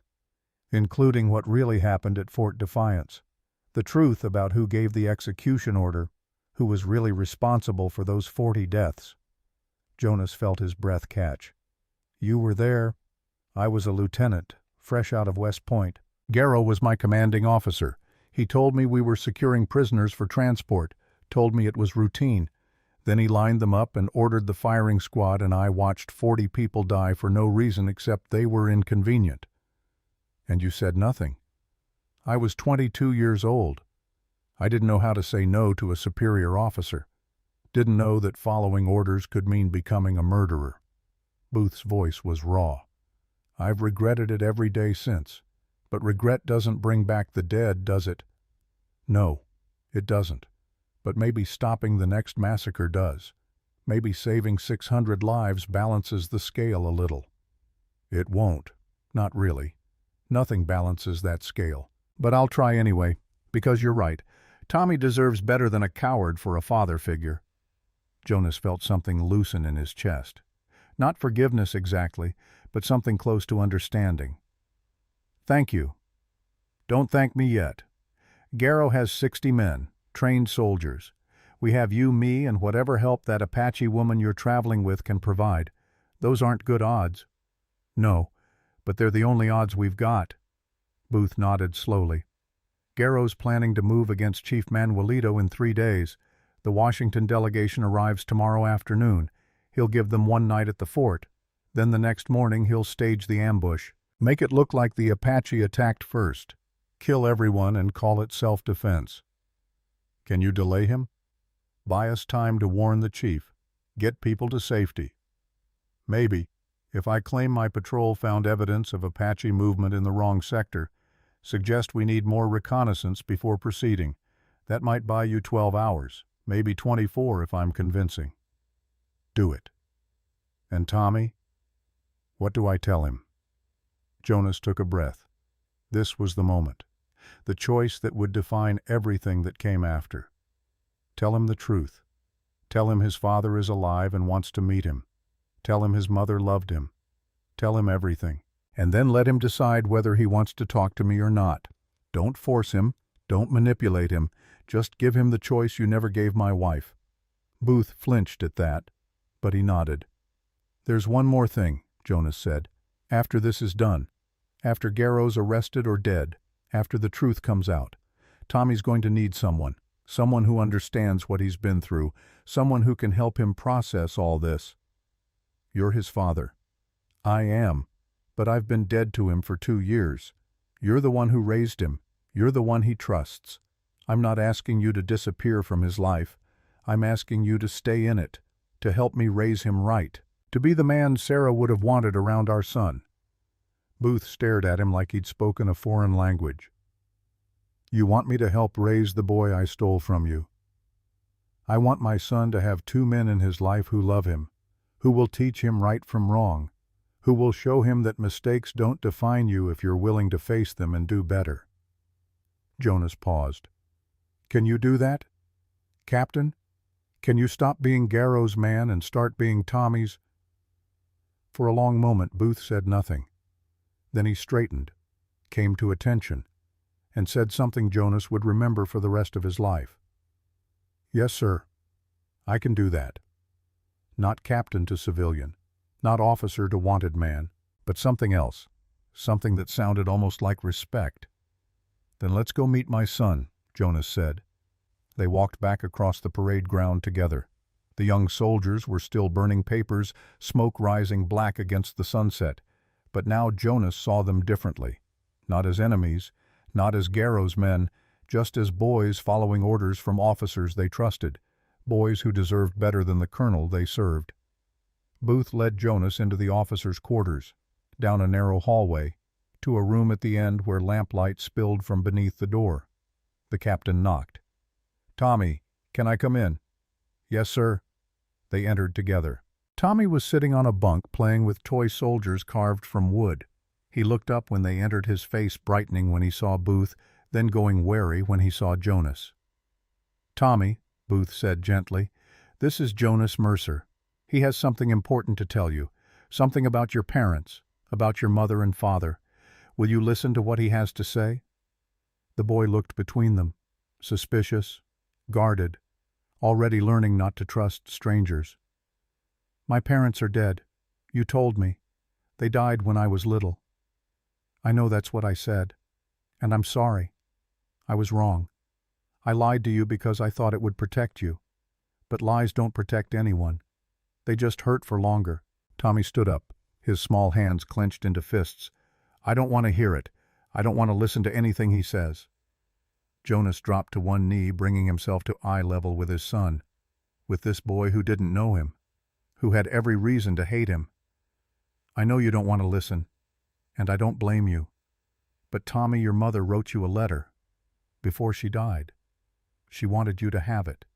She wanted you to know the truth. Will you at least read it? Please." He held out Sarah's journal, opened to the page where she'd written her final words. Tommy stared at it, at his mother's handwriting, at words meant for him. Slowly, carefully, the boy took the journal and began to read. Tommy read in silence. His lips moved slightly, forming words he'd never heard his mother speak, words she'd written knowing she might never see him again, words meant to reach across death and 2 years of lies. Jonas watched his son's face change, watched confusion give way to understanding, watched the boy's eyes fill with tears he was too proud to let fall. 8 years old and already learning that men don't cry, already building walls against pain. When Tommy finished, he looked up at Booth, not at Jonas, at the man who'd raised him, the man who'd lied to him. "Is this true? Is he really my father?" Booth knelt beside Jonas. His voice was steady. "Yes, Jonas Mercer is your father. Sarah Mercer was your mother. Everything I told you about them dying was a lie. I'm sorry, Tommy. I'm so sorry. But you said they abandoned me. You said they didn't want me. I was wrong. They loved you more than anything in this world. Your mother died trying to protect you, and your father has been looking for you since the day he thought he lost you." Tommy turned to Jonas. Those green eyes, Sarah's eyes, stared at him with an intensity that hurt. "If you're my father, then where were you? Where were you when the house burned? Where were you when I was scared and alone? Where were you for 2 whole years?" Jonas felt the words like bullets, each one finding its mark, each one deserved. "I was looking for you. I thought you were dead, Tommy. I thought I'd lost you forever. If I'd known you were alive, nothing in this world could have kept me away. Nothing." "You're lying. Everyone lies." "I'm not lying. Look at me. Really look at me. Do you remember anything from before? Anything about your mother? Your real home?" Tommy's face screwed up with concentration. "I remember. Sometimes I dream about a woman with yellow hair. She sings a song about mockingbirds. And there's a man with a scar on his hand. He carves things from wood." Jonas slowly held up his left hand. Across the palm was a scar, white and jagged. "I cut myself making you a rocking horse. You were 3 years old. I wasn't very good at carpentry." The knife slipped. Tommy stared at the scar, then at Jonas's face, then back at the scar. "I remember the horse. It had one leg shorter than the others. It wobbled." "That's right, it wobbled. Your mother said it looked drunk. You loved it anyway. Rode it until the rockers cracked." Something broke in Tommy's face. The walls he'd been building crumbled. He took one step toward Jonas, then another. Then he was running crashing into Jonas's arms with the full weight of an 8-year-old who'd been holding back tears for too long. Jonas caught him, held him, felt his son's small body shaking with sobs that had been 2 years in the making. He pressed his face into Tommy's hair and let his own tears fall. Silent, grateful, broken and whole at the same time. "I'm sorry," Jonas whispered. "I'm so sorry I wasn't there. I'm so sorry you were alone. But I'm here now. I'm here, and I'm not leaving. Ever." Tommy clung to him like a drowning man to driftwood. "Mama's really dead." "Yes, but she loved you so much. She died trying to save you. She died trying to make the world safer for you. And you're really my papa." "Yes, I'm really your papa." They stayed like that for a long time, father and son, reunited by tragedy and held together by something stronger than lies. When Tommy finally pulled back, his face was red and wet, but his eyes were clearer. "What happens now?" Jonas looked at Booth. The captain nodded. "Now we stop the man who killed your mother. We stop him from hurting anyone else ever again. But I need your help, Tommy. I need you to be brave. Can you do that?" "How can I help? I'm just a kid." "You can tell the truth. When the time comes, when people ask what really happened, you can tell them about Captain Booth, about how he saved you, about how he took care of you even when he was scared. That matters, Tommy. Truth always matters." Tommy looked at Booth. "Are you in trouble?" "Yes. I did bad things, kept bad secrets, but I'm trying to do better now. Trying to be the kind of man your mother would have wanted around you." "Will they put you in jail?" "Probably." "Can I visit you?" Booth's voice caught. "I'd like that very much." A commotion outside interrupted them, shouting, the sound of multiple horses arriving at speed. Jonas moved to the window, looked out. 20 soldiers were riding through the fort gates, regular cavalry, not Garrow's hand-picked men. And at their head rode Colonel Silas Garrow himself. Even from a distance, Jonas recognized him. 15 years older, but still the same. Tall, ramrod straight, uniform immaculate. The kind of man who looked like a recruiting poster come to life. The kind of man who could order 40 executions and sleep soundly that night. "He's here," Jonas said. Booth moved to the window, cursed under his breath. "He wasn't supposed to arrive until tomorrow. Someone must have warned him." "About what?" "About you. About the ledgers. About everything falling apart." Jonas thought fast. How many men are loyal to you versus loyal to him? Out of these 20, maybe 5, the rest are his, picked for loyalty and willingness to follow orders without questions. Not good odds. No, not good at all.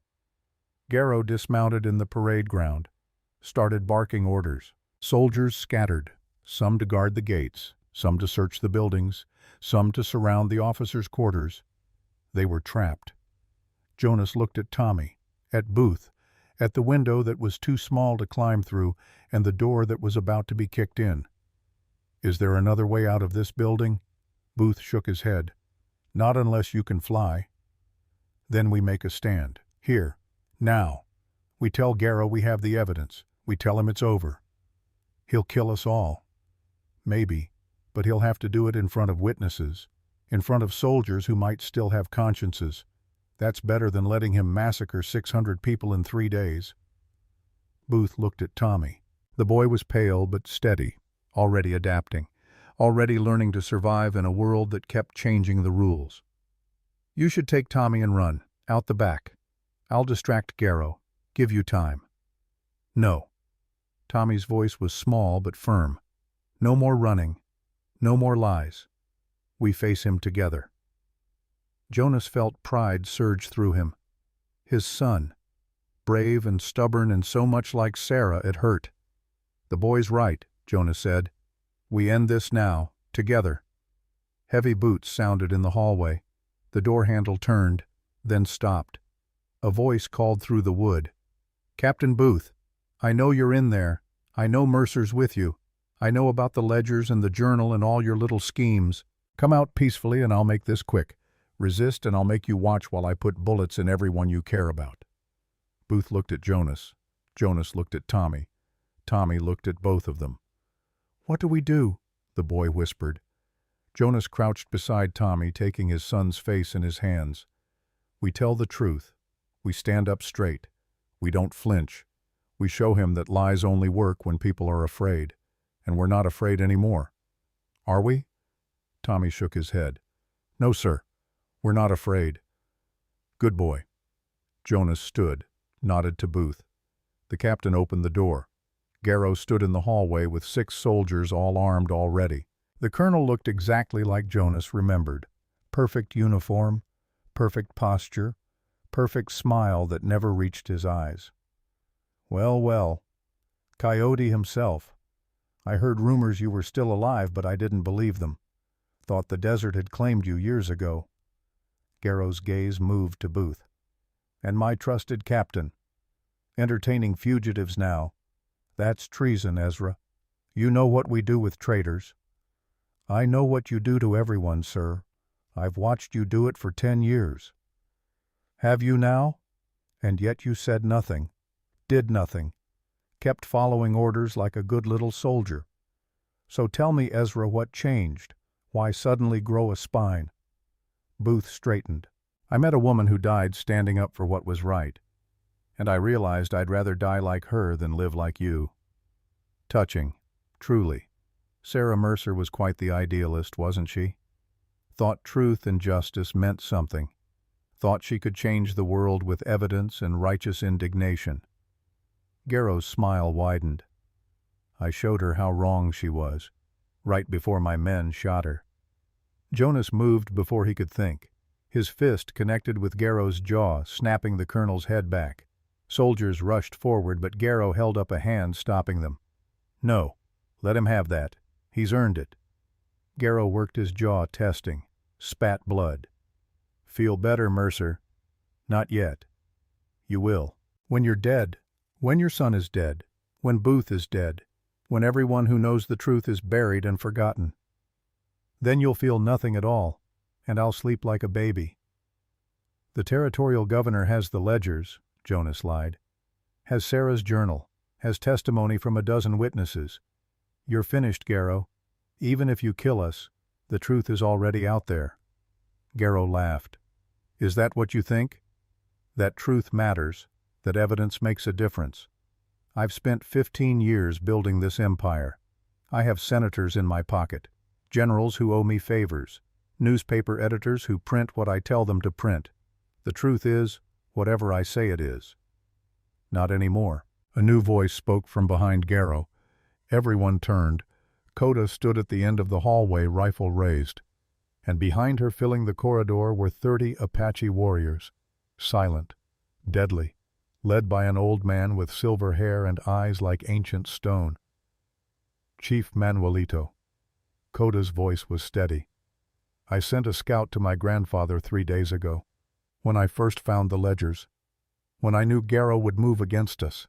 My grandfather has been camped 5 miles north of here waiting for my signal." She looked at Garrow. "You thought I came here alone? You thought I'd be that foolish?" Manuelito stepped forward. "The truth," he said in perfect English, "is that you murdered my daughter at Fort Defiance. The truth is that you've been stealing from my people for 3 years. The truth is that you planned to massacre my entire band in 3 days. And the truth is that you're surrounded by very angry men who have been waiting 15 years for justice." Garrow's face went white. "You can't be here. You're supposed to be 40 miles away, at your village." "I was, until this brave woman rode to warn me, until she showed me the ledgers, until she told me my old friend Jonas Mercer was alive and needed help." Manuelito looked at Jonas. "You saved my granddaughter 15 years ago, when you could have sold her to those Mexican slavers. You let her go instead, told her to run. I never forgot that kindness." Jonas remembered. A girl, 13 years old, at Fort Defiance. He'd cut her bonds in the night, told her to disappear, never knew what happened to her after that. "Coda is your granddaughter." "Yes, and she tells me you're trying to stop another massacre, that you're trying to save my people even though we're enemies, even though you have every reason to hate us." "I don't hate you. I never did. I just wanted to survive, made bad choices trying to do it, but I'm trying to make better ones now." Manuelito nodded. "Then we fight together. One last time. We end Garrow's war. We save both our peoples." Garrow was backing away now, his soldiers uncertain. They'd signed up to fight savages, not stand trial for murder. They'd signed up for glory, not conspiracy. "You have no authority here," Garrow said. "This is United States Army property. You're trespassing. My men are within their rights to shoot you." "Then give the order," Manuelito said calmly.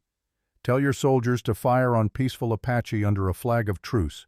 Let's see how that plays in the newspapers you control." Garrow looked around, looked at his men, looked at the odds, looked at everything he'd built crumbling around him. And then he drew his pistol. Not at Manuelito, not at Coda, not at Jonas, at Tommy. "Here's what's going to happen," Garrow said, his voice ice cold. "Everyone is going to lower their weapons. Everyone is going to step back, and then I'm going to walk out of here with this boy, my insurance policy, my guarantee that none of you follow." Jonas felt his heart stop. "Don't. Please. He's just a child. He's leverage, and if you want him to stay alive, you'll do exactly what I say." Tommy stood frozen, staring at the gun pointed at his head, but his eyes found Jonas, found his father. And Jonas saw something there that broke him and made him proud at the same time. Trust. His son trusted him to fix this, to make it right, to save him the way Sarah couldn't be saved. Jonas looked at Booth, at Coda, at Manuelito. They were all waiting, all watching, all ready to follow his lead. And suddenly Jonas understood. This was the moment, the choice, the thing Sarah had been trying to tell him in her letter. Be the father Tommy deserves. Not the gunfighter, not the survivor, not the man who always found a way out. The father. "Okay," Jonas said, raising his hands. "Okay, you win. Take me instead. Let Tommy go. Take me and I won't fight. I'll be your hostage, your insurance. Just let my son go." Garrow smiled. "How noble. But no.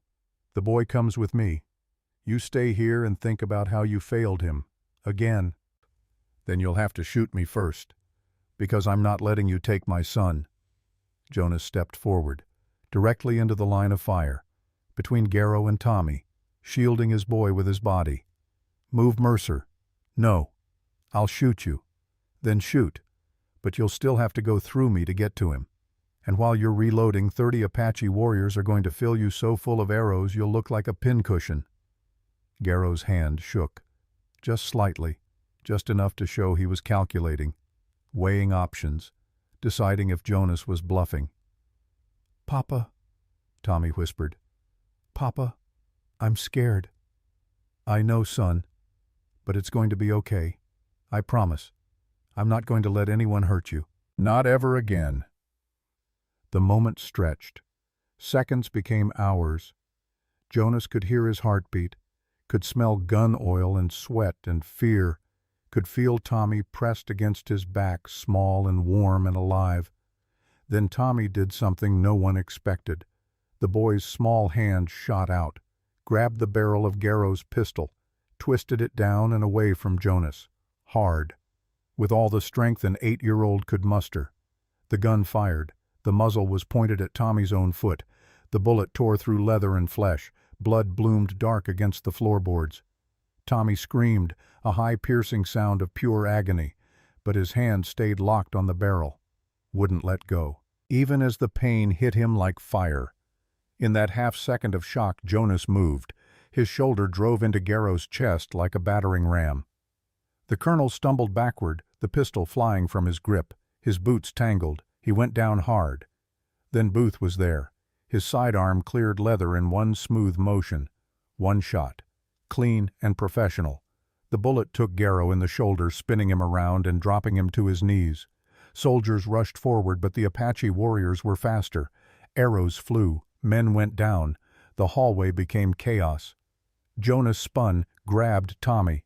The boy's face was white as chalk, his small body shaking with shock and pain. Blood was spreading fast across the floor. Did I do good, Papa?" Tommy's voice was barely a whisper. Jonas felt his throat close, felt tears burn behind his eyes. "You did perfect, son. You saved us. You saved everyone." Booth was already there, ripping off his belt, wrapping it tight around Tommy's ankle. We need to get him out of here. Now. He's losing blood fast. Jonas grabbed Tommy and ran. Out through the door, down the hall, through a side passage Booth had shown him. Behind them he heard Garrow screaming orders, heard boots and gunfire and the sounds of men dying. They burst out into the parade ground. The sun had set fully now. Stars were coming out. The desert night was falling cool and clean. Coda was waiting with horses. Move, now. Garrow's men are everywhere. Jonas lifted Tommy onto a horse, swung up behind him. They rode hard for the gates. Behind them the fort erupted in violence. Soldiers fighting warriors, Booth's men fighting Garrow's men. 15 years of lies finally coming apart in blood and fire. They rode for an hour before stopping. By then Fort Defiance was aglow on the horizon, burning. Jonas didn't know who'd set the fire, didn't care. That place had been cursed from the beginning. Let it burn. Let it all burn. Tommy was shaking. Jonas held him close. You're safe now. I've got you. You're safe. What about Captain Booth? What about the warriors? They're fighting for something bigger than us, fighting to make sure the truth comes out, fighting so Garrow can't hurt anyone ever again. Did we win? Jonas looked at his son, at this brave boy who'd lost everything and somehow kept going, at this child who'd trusted him even when he had no reason to. Yes, Jonas said. We won. They rode through the night, putting distance between themselves and the burning fort. Tommy fell asleep against Jonas's chest, his small body finally giving in to exhaustion. Jonas held him carefully, feeling the rise and fall of his son's breathing, feeling the weight of a life he'd thought lost forever. Coda led them to a canyon. She knew a place where water ran year-round, and the walls provided shelter from wind and eyes. Chief Manuelito was already there with 20 of his warriors. The old chief looked tired but satisfied. Garrow? Jonas asked as he dismounted, careful not to wake Tommy. Wounded. Captured. My men are holding him until the territorial marshal arrives. Captain Booth sent riders to Tucson and Santa Fe. By tomorrow half the territory will know the truth. Manuelito paused. Booth fought well. For a white soldier. He stood with us even when his own men turned their guns on him. Is he alive? Yes, wounded in the leg but alive. He asked about the boy, wanted to make sure Tommy was safe. Jonas looked down at his sleeping son. He's safe. Finally. They made camp in the canyon. Warriors posted guards while others built fires and prepared food. Jonas laid Tommy on a bedroll, covering him with a blanket. The boy stirred but didn't wake. Too tired. Too much had happened too fast. Coda found Jonas sitting by the fire an hour later. She had a cut above her eye and her dress was torn, but she was alive. She sat down beside him without speaking. Thank you, Jonas finally said. For everything. For digging me up. For not killing me when you had the chance. For giving me a reason to keep breathing. Don't thank me yet. This isn't over. Garrow's captured. The ledgers are public. The truth is out. What's left? Justice. Real justice. Not just capturing one corrupt colonel. Making sure this never happens again. Making sure men like Garrow can't use their uniforms as shields. She looked at the fire. And figuring out what happens to people like me, like my grandfather. We helped capture a U.S. Army officer. That's still treason in the eyes of some. The evidence will protect you. Sarah's journal, the ledgers, Booth's testimony. No jury in the territory would convict you after seeing what Garrow did. You have a lot of faith in white man's justice. I have faith in truth. Eventually it wins. Not always fast. Not always clean, but it wins. Coda smiled, but there was sadness in it. You sound like Sarah. She believed that too. She was smarter than me. Maybe she knew something I'm still learning. They sat in silence for a while. Around them the canyon breathed. Water trickled over stone. Crickets sang. The fire crackled and popped. Normal sounds. Peace sounds. The kind of sounds Jonas had forgotten existed. What will you do now? Coda asked. After.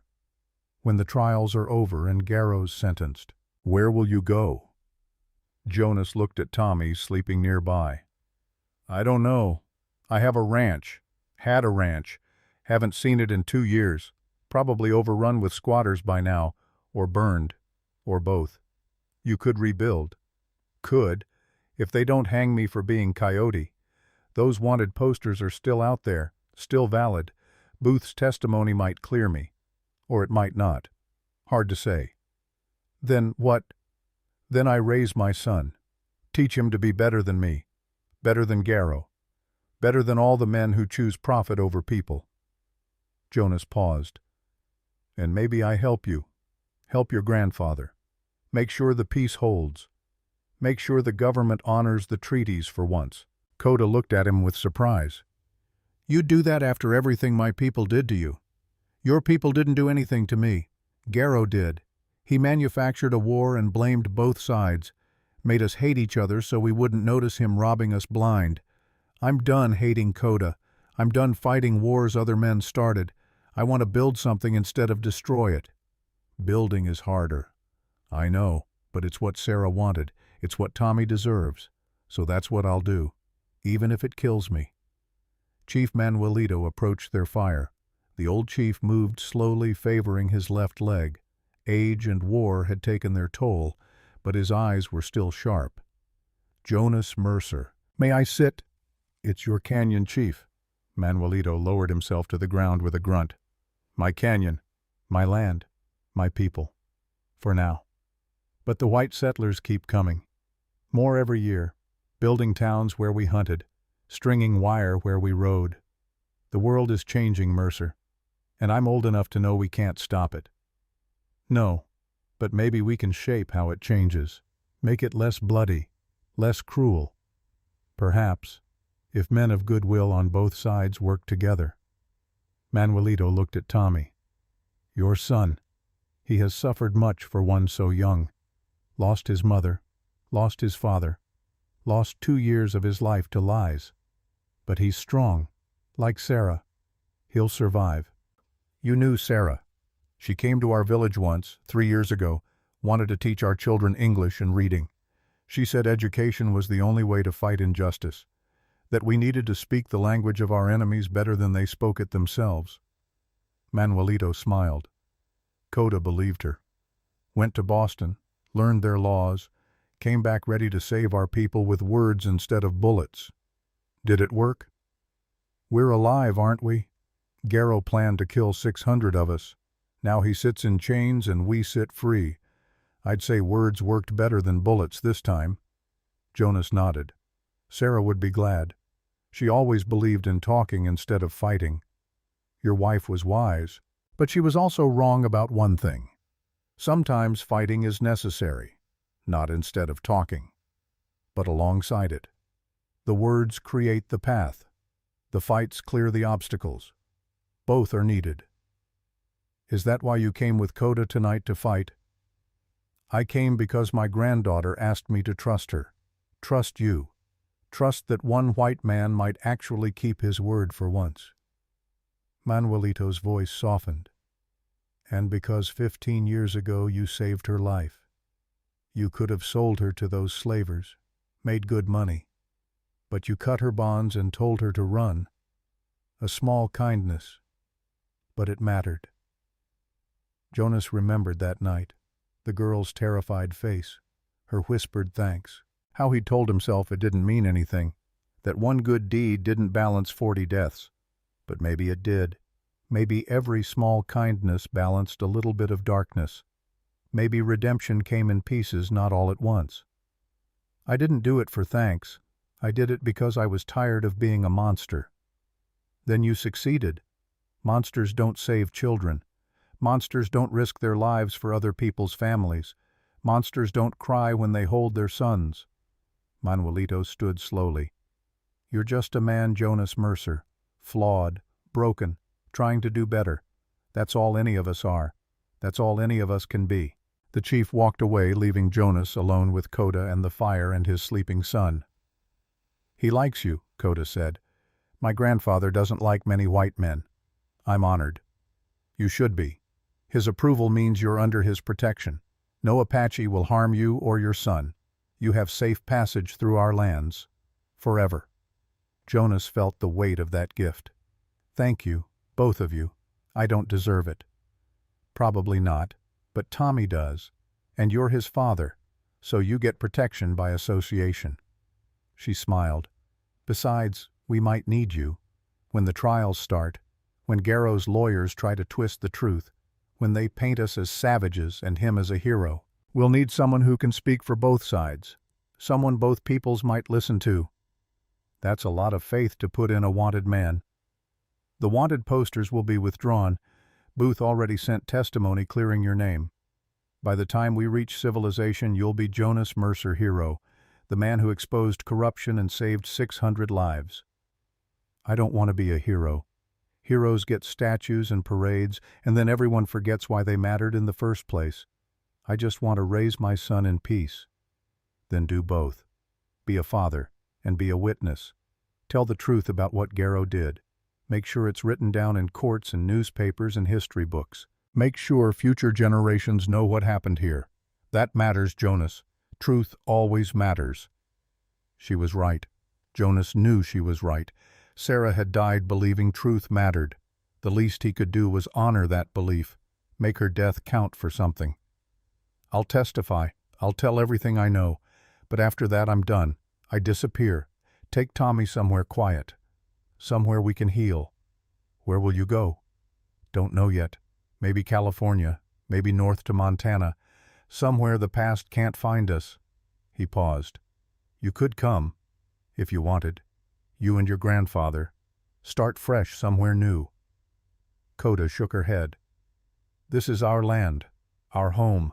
We've been pushed and moved and relocated enough. I'm staying, fighting, making sure the treaties are honored, making sure my people have a future." She looked at him. "But I'll miss you, both of you. You're good people. Rare in this world. You're good people too. Don't let anyone tell you different."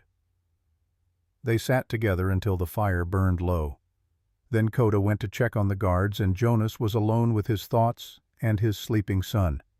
He thought about Sarah, about her journal, about the last words she'd written. "Be the man I married. Be the father Tommy deserves." He was trying. God knows he was trying. But it was hard. Harder than fighting. Harder than running. Harder than anything he'd ever done. Being good was the hardest thing in the world.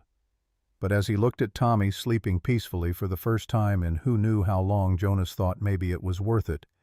Maybe the hard things were always worth it in the end. 3 days later they rode into Tucson. The town had grown since Jonas last saw it. More buildings, more people, more noise and bustle and life. They attracted stares as they rode down the main street. A wanted man, an Apache woman, 30 warriors, and a small boy. Not a common sight. But the stares weren't hostile. Word had spread. Newspapers from Santa Fe and Denver had already published stories. The Garrow Conspiracy, they called it. A decorated colonel exposed as a murderer and thief. An Apache chief working with white settlers to bring him to justice. A tragic widow's journal revealing years of corruption. It was the story of the decade. And Jonas Mercer was at the center of it, whether he wanted to be or not. The territorial marshal met them at his office. A heavy-set man named Frank Dawson with gray in his beard and eyes that had seen too much. He shook Jonas's hand. "Mr. Mercer, I've read Captain Booth's testimony, read your wife's journal, seen the ledgers. On behalf of the territory, I want to apologize. You've been wrongly accused for 15 years. The charges against you are dropped. Your name is cleared." Jonas felt something loosen in his chest. Freedom. After 15 years, freedom. "Thank you, Marshal." "Don't thank me. Thank your wife. She's the one who documented everything. She's the one who made sure the truth survived." Dawson paused. "Colonel Garrow is being held at Fort Union pending court-martial. The trial starts in 2 weeks. We'll need you to testify." "I'll be there." "Good. And Miss Tsinagini, Chief Manuelito, your testimony will be crucial as well. The government wants to make an example of Garrow, show that corruption won't be tolerated even in the military." Will they honor the treaties? Manuelito asked. Will they guarantee our land? Dawson looked uncomfortable. I can't promise that. I'm just a marshal, but I'll make sure your testimony is heard, that your side of the story gets told. The rest is up to politicians and judges. Politicians and judges who want our land. Some do, but some want justice, and after this scandal the honest ones have leverage. Use it. Make them keep their word for once. Manuelito nodded slowly. We shall see. They took rooms at a hotel, a real hotel with beds and baths and food that didn't come from a saddlebag. Tommy was fascinated by everything, the indoor plumbing, the gas lights, the dining room with tablecloths and silverware. Is this where we'll live now? He asked Jonas over dinner. No, this is temporary. When the trial is over, we'll find somewhere more permanent, somewhere quiet. Will Captain Booth come with us? Jonas paused. He'd been avoiding thinking about Booth, about the man who'd raised his son, about the complicated tangle of gratitude and resentment he felt. I don't know. The captain will probably go to prison for his part in Garrow's crimes. Even though he helped stop the massacre, he still kept quiet for years. That has consequences. But he saved me. He took care of me when I had no one. I know. Can we visit him before the trial? I want to see him. Want to make sure he's okay. Jonas looked at his son, at this boy who'd been lied to but somehow still had the capacity for loyalty, for forgiveness, for seeing good in complicated people. Yes, we can visit him, tomorrow. I promise. Tommy smiled. The first real smile Jonas had seen. It looked like Sarah's smile, full of hope and trust and belief that the world could be better than it was. Maybe it could. Maybe that's what children did. They believed in better even when the evidence said otherwise. The next day they went to the jail where Booth was being held. The captain had a cell to himself, courtesy of his rank. He was sitting on the bunk when they arrived, his wounded leg stretched out, reading a Bible. He looked up when Tommy entered, his face transformed. Tommy, thank God. I wasn't sure they'd let you come. Papa brought me. Tommy ran to the bars. Booth came close on his side. They couldn't touch, but their hands were inches apart. I'm glad. I was worried about you. Booth looked at Jonas. Thank you. For bringing him. For not keeping him away. He asked. I couldn't say no. Still, you could have. After everything I did, taking him, lying to him. You'd be justified in keeping us apart. Jonas pulled up a chair, sat down, looked at this man who was enemy and ally both. Sarah wrote something in her journal about you. She said you took Tommy because your own child died, because you were broken and grieving and desperate for family. She said you were a good man who made bad choices trying to survive. She was kinder than I deserved. Maybe, but she was also right. You made bad choices, kept bad secrets. But when it mattered, you stood up. You fought with us. You chose truth over safety. That counts for something. Booth was quiet for a moment. What happens now to me? Trial. Probably prison. You aided Garrow for years, even if you didn't know the full scope of his crimes. That has consequences. I know. I'm ready to face them. But I'll testify for you. Tell them how you protected Tommy, how you helped stop the massacre, how you risked everything to do the right thing in the end. Maybe it helps, maybe it doesn't, but you'll have someone speaking for you. Booth's eyes glistened. Why? Why help me after what I did to you? Jonas looked at Tommy standing at the bars, at his son who loved two fathers and didn't understand why the world demanded he choose between them. Because Tommy needs you, not instead of me, alongside me, when I don't know what to do, when I make mistakes, when I need someone else who loves this boy to help me raise him right. Can you do that from prison or wherever you end up? Can you stay in his life? Yes, God, yes, I'd be honored. Then that's what we'll do. We'll figure it out. Make it work somehow. Because that's what family does. And like it or not, you're family now. Tommy beamed. Booth smiled through tears. And Jonas felt something he hadn't felt in 2 years. Peace. Not happiness, exactly. Too much had been lost for that. But peace. The kind that came from making hard choices and living with them. The kind that came from trying to do right, even when right was complicated. 2 weeks later, the trial began. The courtroom was packed. Newspapers from across the country sent reporters. The government sent observers. Every seat was filled with people wanting to see justice done, or corruption exposed, or scandal unfold. Garrow sat at the defendant's table in his uniform, stripped of insignia, looking smaller than Jonas remembered. Without his authority. Without his power. Just a man facing consequences for the first time in his life. The prosecutor called witness after witness. Soldiers who'd followed illegal orders. Merchants who'd sold weapons. Apache survivors of raids Garrow had orchestrated. The evidence piled up until it was mountain high. Then they called Jonas. He walked to the witness stand with Tommy sitting in the front row watching, Coda beside him, Chief Manuelito in the row behind, all of them there to hear him tell the truth. Jonas swore on the Bible and sat down. The prosecutor asked him to recount everything. Fort Defiance, the weapons smuggling, Sarah's death, Tommy's kidnapping, the planned massacre, all of it. Jonas spoke for 3 hours, his voice steady, his memory clear, every detail documented, every crime named. When he finished, the courtroom was silent. Then Garrow's lawyer stood up, a slick Easterner with expensive clothes and practiced expressions. "Mr. Mercer, isn't it true that you yourself were a slaver, that you traded in human beings, that you brought those 40 Apache to Fort Defiance intending to sell them?" "Yes." "So you're hardly an innocent victim, are you? You're a criminal testifying against another criminal." "I was a criminal. I did terrible things. I've never denied that. But I'm trying to do better now, trying to make amends, trying to tell the truth." Can Colonel Garrow say the same? Objection. Sustained. But Jonas had made his point. The jury heard it. The reporters wrote it down. A man could change, could choose redemption, could try to be better. The trial lasted 3 weeks. In the end, the verdict was unanimous, guilty on all counts. Garrow was sentenced to hang. Booth received 10 years in prison, reduced from 20 because of his cooperation and testimony. Jonas's name was officially cleared. All wanted posters withdrawn. All charges dropped. Chief Manuelito's land rights were confirmed and expanded. The treaty guaranteed in writing with federal backing.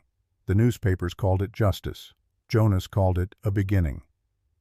6 months later, Jonas and Tommy stood on a ridge overlooking a valley in Montana. Green grass, clear water, mountains in the distance, a place far from Arizona and its ghosts.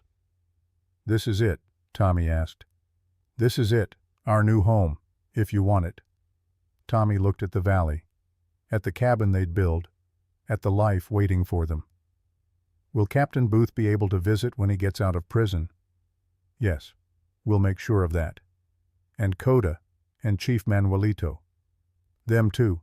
Anyone you want. This is our home, Tommy. We decide who belongs here." The boy nodded, then asked the question Jonas had been waiting for. "Do you think Mama would like it? This place—" Jonas bent low, meeting his son's gaze directly. "I think your Mama would love it. I think she'd love that we're together, that we're safe, that we're trying to build something good. That's all she ever wanted." "I miss her." "Me too, son, every day. But we carry her with us, in here." Jonas touched Tommy's chest. "In our hearts, in the choices we make, in the life we build. That's how we honor her, by being better, by choosing right, by refusing to become the monsters people expected us to be." Tommy hugged him. Jonas held his son and looked at the valley and thought about Sarah and everything she'd sacrificed. He'd never stop missing her, never stop wishing things had been different, but he could try to live the way she'd wanted, try to raise their son to be good and brave and true, try to build instead of destroy, try to love instead of hate, try to be the man she'd believed he could be. The sun set over the mountains, painting the sky in shades of gold and red. Father and son stood together watching the light fade and the stars emerge. Tomorrow they'd start building, start planning, start living. But tonight they just stood there, breathing, grateful, alive, together, finally together. And that was enough. That was more than enough. That was everything. The end.